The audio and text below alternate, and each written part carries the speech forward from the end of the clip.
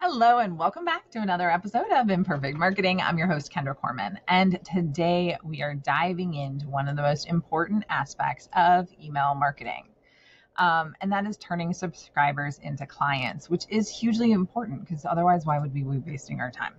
So we're going to talk a little bit about nurturing leads effectively with email marketing. And since I know that's why you're here, let's go ahead and get started.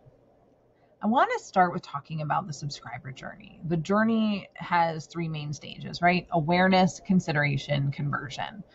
At each stage, it's essential or critical, crucial, whatever word you want to use there, to nurture your leads, to build trust and guide them towards becoming paying customers. Your goal is to move them from each stage, providing the right content at the right time. Now, the length of this journey through the marketing funnel, customer journey, whatever you want to talk about, a lot of times depends on the price of your product, how urgent the issue is that you're going to solve for them.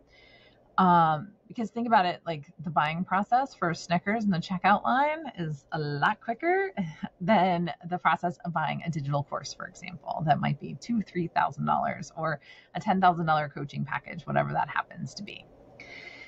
So let's jump in to how you nurture them through these phases. Okay. So we start with awareness. So they're aware of you, they join your email list, and we start with a welcome series. First impressions matter. That's why a strong welcome series is essential. So I want to give you a breakdown of an example of an effective welcome series. First off, email 1, introduction and thank you. I want you to welcome your new subscribers, introduce your brand, but not in a way that is all about you. It's got to be all about them. I want you to think hard here. Think about them. What do they need? How do you solve it? How often will you be in contact with them? Things like that. So an example would be like, hey, first name, thanks for whatever they did and signed up for. Here's what you asked for, and here's how I can help you, right? Or do you feel X, Y, or Z? Well, if you do, I've been there. Here's my product B that could help you with that. Or just give it to them and say, here, for more resources, click over here. Email 2 delivers value. Okay, you want to think about a valuable resource, additional insights. As a thank you for joining us, here's an additional free guide to improving your whatever that specific service-related topic is. I hope you find it helpful type thing. Then you want to build trust. Share testimonials, success stories from past clients. Show them that they're not alone. So an example would be, don't just take our word for it. Here's how client A transformed their business with our help. Now, email 4 is encouraging engagement. Invite them to connect with you further, following you on social media, joining a webinar, completing a brief survey so that you understand better for them and can segment their more information later. Okay. But throughout this entire process and this entire welcome series, consistency is going to be key as you move forward from that. It's not just about frequency, but the quality of content. So here's a little bit on how you can provide some consistent value. 1, share educational content. Share tips, tutorials, industry insights related to your services.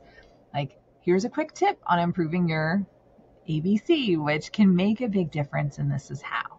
Or this is what I learned from that. Inspirational content. People love inspirational content. Success stories, motivational quotes. Talk about how someone doubled their productivity using whatever it was and how they did it. Peeks behind the scenes are always loved. Ever wondered how we create our strategies? Here's a look at our process. Interactive content. People like polls, quizzes, surveys, things like that. Give them something for free. Give them an extra bonus if they answer a poll or a quiz or tell you more about themselves. It will be so valuable to you. Then there's resource sharing, providing valuable resources like ebooks, checklists, guides. That always helps and engages people in the end. It nurtures them and gives them information about the service that you sell and the problems that you're solving. Moving into targeted campaigns. Targeted campaigns can significantly improve your email marketing effectiveness. I want to talk about this in regards to segmentation and personalization, but I also want to take a pause and a step back here really quick.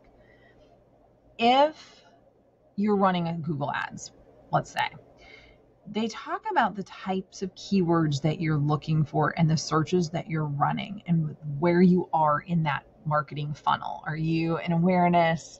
Are you in consideration? Are you ready to buy?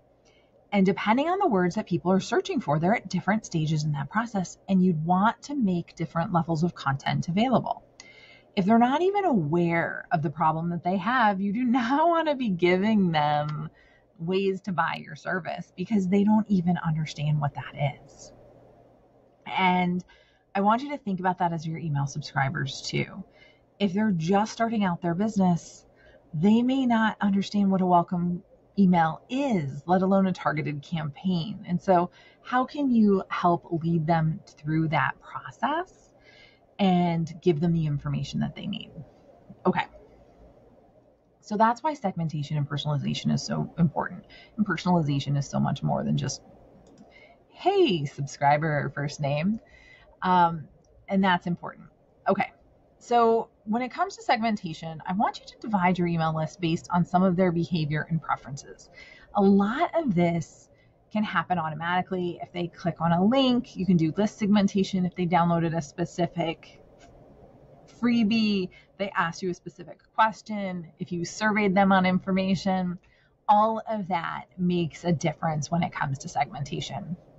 And a lot of it can happen automatically, right? With systems that we have put in place, and you don't actually have to do anything. So personalization is next. You want to personalize them so they feel more relevant. Make sure you've got your name. Here's again, where they are in the process, understanding who they are. Talking to one person is hugely important. You want to create campaigns that resonate with specific segments. We miss you as a valued former client. We'd love to give you a special rate to re-engage our services. And, again, you want to encourage that engagement. And then think about encouraging conversion. Conversion is key, right? Because that's where we make our money. So to encourage conversions, use clear and compelling calls to action. I want you to book a free consultation now. Sign up for our exclusive webinar today.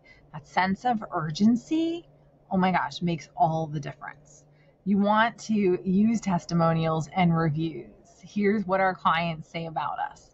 And again, create urgency by now, today, things like that. Limited slots available. Book your session now, get a 20% discount. To sum it up, nurturing your leads through email marketing is essential to turning subscribers into clients. You want to be consistent, you want to provide value, and create targeted campaigns with strong calls to action.